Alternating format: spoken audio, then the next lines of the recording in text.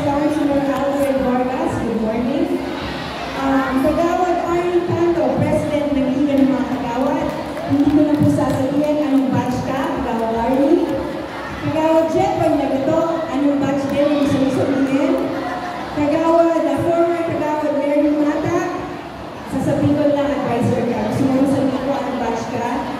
At syempre, Kagawad Obet Peralta, Kagawad Ati Palma, Kagawad Yasmin Gelbuena, syempre ang batch 85, Sir Danilo Maximo, press batch 98, Ma'am Abby, press batch 96, Nasha, press batch 92, Jose Palma, at ang representative po, Irene Chocondo, at syempre po ang ating principal, Dr. Lord Valencia po, at siya po daw ang former teacher ng Gawin, Kagawad Mary Mata. Siyempre, ang gentile rin po si Kagawad Beth Mata. Anong batch ka naman, Kagawad? Wala. Siyempre, si Mrs. Baradas, Mrs. Sanchez, at Mrs. Aguilar. Tuwing nagkakaroon po tayo ng ganitong reunion, nagkakabukuhan po tayo ng iba. Pagdating ko pa lang po kanina, nakalata ko kung ano po yung batch ko. Parang nandun sa gilid. Yun po yung mga 90s.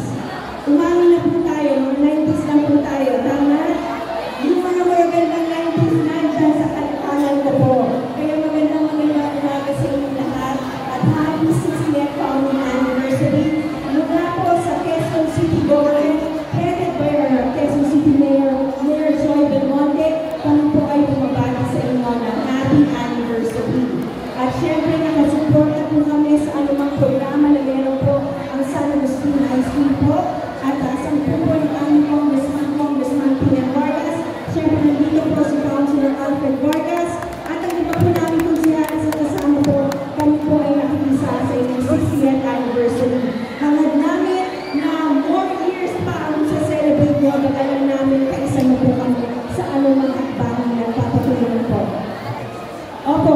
At syempre po, sa lahat po na nandito ating guests, mabuhay kayo, nabaliches, at sana po sa mga susunod na taon, magkita-kita pa tayo. God bless you all.